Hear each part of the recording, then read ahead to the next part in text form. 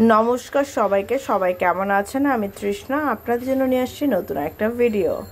তো আজকে আমি রান্না করব বাঁধাকপি দিয়ে দেশি মুরগি। তো কিভাবে কি রান্না করছি সেটাই তোমাদের সাথে শেয়ার করব। কড়াইতে আমি তেল গরম করতে বসিয়ে দিয়েছিলাম। এর মধ্যে দিয়ে দেব তেজপাতা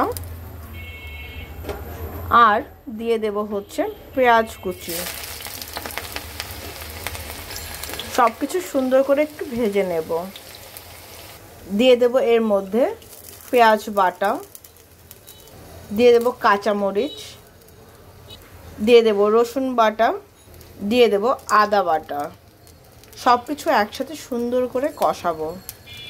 এর মধ্যে দিয়ে দেব একটা টমেটো কুচি আর দিয়ে দেব হচ্ছে একটা চামচ হলুদের গুঁড়া, একটা চামচ ধনে গুঁড়া।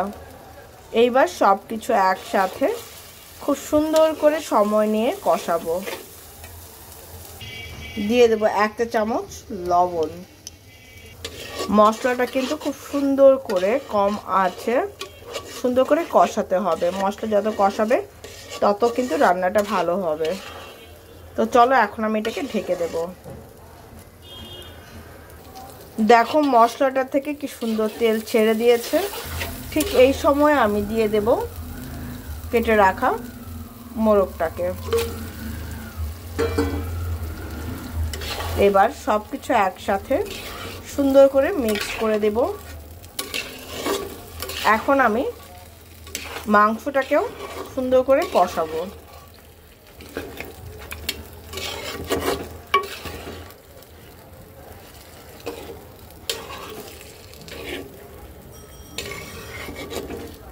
তো চলো এখন এটাকে ঢেকে দেব। দেখো এর মধ্যে দিয়ে দেব একটা চামচ জিরার গুঁড়া। জিরার গুঁড়োটা দেওয়ার পরে আরও কিছুটা সময় আমি এটাকে কষাবো। আর কিছুটা সময় কষাবো, সবই ঠিক আছে। এর মধ্যে আমি একটু সামান্য পরিমাণে জল দিয়ে দেব। জলটা দিলে মাংসটা আর মশলাটা আরও সুন্দর করে কষানো হয়ে যাবে। এই দিয়ে দিলাম সামান্য পরিমাণে জল। মশলাটাকে এখন মিক্সড করে দেব আর ঢেকে দেব। যখন জলটা শুকিয়ে যাবে প্রায় কাছাকাছি, ঠিক ওই সময়ে আমি আরেকটা জিনিস দেব, সেটা কিছুক্ষণ পরে দেখতে পারবে। তো চলো এখন এটাকে আমি ঢেকে দেই। দেখো মশলাটা কিন্তু খুব সুন্দর মতন কষানো হচ্ছে।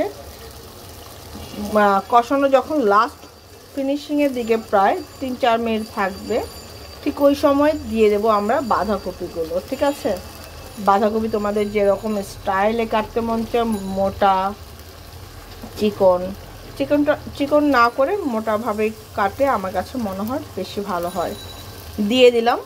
এইবার যে যতটুকু ঝোল রয়েছে কষানোর, ওইটা দিয়েই আমি বাঁধাকপিটাকেও কষিয়ে নেব। ঠিক আছে, দেখো খুব সুন্দর করে কিন্তু মিক্সড করে দিচ্ছি।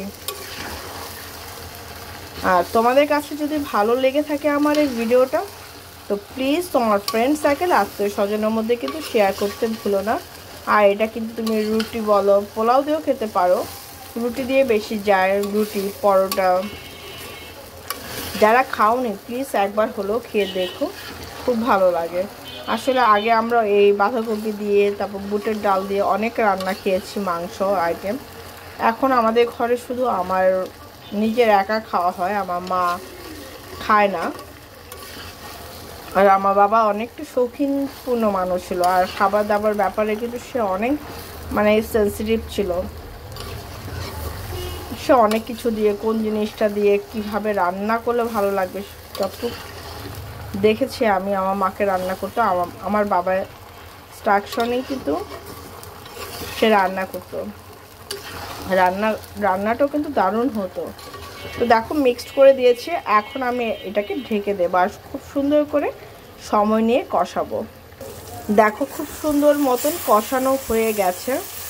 এখন আমি এর মধ্যে সামান্য পরিমাণের একটু জল দেব। এটা কিন্তু ঝোল হবে না, গা মাখা মাখা হবে। ঠিক আছে, এই আমি দিয়ে দিলাম সামান্য পরিমাণের জল।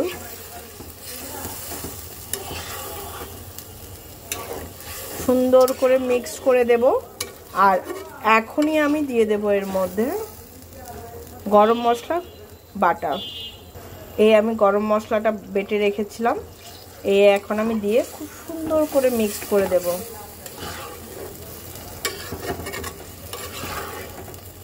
তো আমার কিন্তু এর মধ্যে আর কোনো কিছু দেওয়ার নেই। এখন এটাকে ঠিক 3 থেকে 4 মিনিট জাল করলে আমার জিনিসটা হয়ে যাবে। বাঁধাকপি দিয়ে মুরগির মাংস রান্না করতে পারো, যে কোনো মাংসই রান্না করতে পারো। তো চলো এখন এটাকে হওয়ার জন্য কিছুটা সময় দেই। দেখো আমার কিন্তু রান্নাটা হয়ে গেছে, এখন আমি এটাকে নামাবো। তো চলো এটাকে নামাই, নামানোর পর ফাইনাল লুকটা শেয়ার করছি যে দেখতে কেমন হলো। এই হচ্ছে আমার বাঁধাকপি দিয়ে দেশি মোরগ রান্না। কেমন হয়েছে সেটা কিন্তু অবশ্যই জানিও, আর যারা খাওনি তারা একবার হলো প্লিজ খেয়ে দেখো, দারুণ লাগে। আমার কাছে তো খুব ভালো লাগে, অনেকদিন পর রান্না করলাম, যদিও আমি টেস্ট করেছি, দারুণ হয়েছে। তো আজকের জন্য এই পর্যন্ত। সবাই ভালো থেকো, সুস্থ থেকো, আমার জন্য আশীর্বাদ করো মন থেকে, আমি যেন তাড়াতাড়ি সুস্থ হতে পারি। কয়েকদিন গত একটা সপ্তাহ ধরে আমি অসুস্থ, প্লিজ আমার জন্য একটু আশীর্বাদ করো, আমি যে তাড়াতাড়ি সুস্থ হয়ে তোমাদের আরও সুন্দর সুন্দর রেসিপি দিতে পারি। ঠিক আছে, তো আজকের জন্য এই পর্যন্ত। সবাই ভালো থেকে সুস্থ থেকো, আমার জন্য আশীর্বাদ করো, আমি যেন ভালো থেকে সুস্থ থেকে তোমাদের জন্য নিত্য নতুন ভিডিও আনতে পারি। ঠিক আছে, তো টাটা।